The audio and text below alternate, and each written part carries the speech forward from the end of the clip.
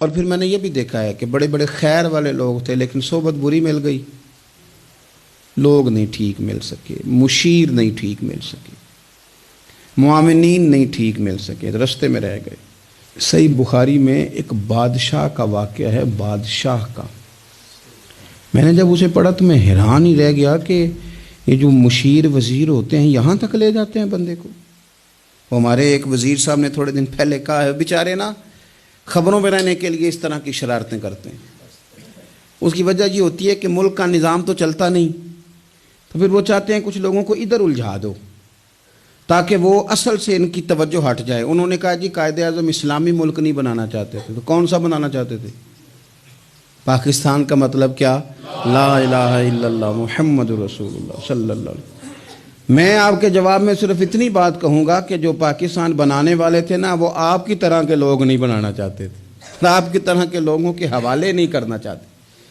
ہمارے لیڈروں کا یہ حال ہے کہ اس طرح کے لوگوں کو مشیر بنا لیتے ہیں، وزیر بنا لیتے ہیں۔ یہ کتنی رکاوٹ پیدا کرتے ہیں، کتنی تباہی کرتے ہیں۔ دیکھیے بخاری میں موجود ہے، ہرقل بادشاہ نے حضرت ابو سفیان رضی اللہ تعالیٰ عنہ جو اس وقت ابھی کلمہ نہیں پڑھتے تھے ان کو بلا کے نبی پاک علیہ السلام کے بارے میں ساری باتیں پوچھی، ایک ایک بات اس نے حضور کے بارے میں پوچھی، اور آخر میں یہ بھی پوچھا کہ کیا انہوں نے معاذ اللہ کبھی جھوٹ بولا ہے؟ تو ابو سفیان کہنے لگے نہیں، قربان جاؤں میری مخالفت اپنی جگہ پہ، لیکن وہ میرے سامنے پیدا ہوئے ہیں، 40 سال کی عمر میں اعلان نبوت کیا ہے، ان کی گود میں بیٹیاں کھیلتے میں نے دیکھی ہیں، ان کے مقدس بال میرے سامنے سفید ہوئے ہیں، محبوب نے جب بھی بولا حق اور سچی بولا ہے۔ اس کی نا طبیعت میں دین اتر گیا بادشاہ کی۔ اس نے اس کے جواب میں بڑا خوبصورت جملہ کہا، کہنے لگا جس نے بندوں سے کبھی جھوٹ نہیں بولا وہ یہ جھوٹ کیوں بولیں گے کہ میں اللہ کا رسول بن کے آیا۔ اس کی طبیعت تسلیم کر گئی کہ نبی پاک علیہ السلام سچے اور آخری نبی ہیں، اور اس نے اظہار بھی کیا، کہنے لگا مجھے یہ تو امید تھی کہ اللہ کے آخری محبوب علیہ السلام اپنی شانوں، عظمتوں، رفعتوں، بلندیوں سمیت تشریف لانے والے ہیں، پر یہ نہیں پتا تھا کہ وہ اہل عرب میں سے آئیں گے۔ اس نے کہا میں جلدی سے حاضر ہو کے نا حضور کی اطاعت قبول کرتا ہوں۔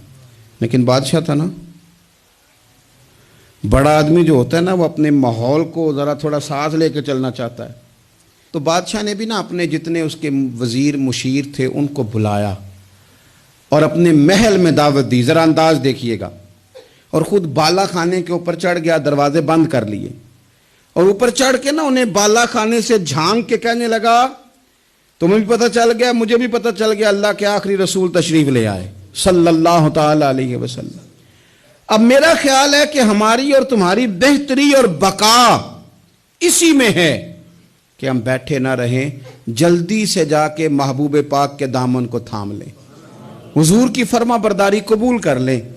اب جب بادشاہ نے یہ بات کی تو وہ جو وزیر تھے، مشیر تھے، ان کی حالت اتنی خطرناک ہو گئی کہ وہ تو دروازوں کی طرف دوڑے کہ کھولیں گے اور نوچ لیں گے بادشاہ کو، یہ کیا کہہ رہا ہے معاذ اللہ۔ اس قدر زیادہ ان لوگوں نے اظہار کیا استغفر اللہ معاذ اللہ دین سے دوری کا۔ جب بادشاہ نے یہ کیفیت دیکھی نا، اوہو، بندے دیکھ کے رب رسول سے دور رہ گیا، کہنے لگا نہیں نہیں بھائی نہیں، میں تو صرف تمہیں آزما ہی رہا تھا کہ تم اپنے دین کے ساتھ کتنے پختہ ہو، ہم نہیں کہیں بھی جا رہے، ہم یہیں رہیں گے، یہی ہمارا دین رہے گا۔ ان وزیروں نے، مشیروں نے، دوستوں نے، قریبی لوگوں نے رسول اللہ کی غلامی میں نہیں آنے دیا۔ اتنا برا اثر کرتے ہیں یہ مشیر وزیر، اتنا خوفناک حال کر دیتے ہیں انسان کا قریب رہنے والے لوگ کہ سامنے کرم کا دریا بہہ رہا تھا، لیکن اس کی بدقسمتی دیکھو، وہ دور اس لیے رہ گیا کہ اس کے دوست ٹھیک نہیں تھے، مشورہ دینے والے ٹھیک نہیں تھے، قریب رہنے والے ٹھیک نہیں، یہ دور رہ گیا۔ اور نجاشی کلمہ پڑھ کے محبوب کا مسلمان ہو گیا۔ اور حضرت عائشہ صدیقہ فرمایا کرتی تھی نجاشی وہ خوش قسمت مسلمان ہے کہ جب وہ دنیا سے گیا تو اس کی قبر سے بھی نور نکلا کرتا تھا۔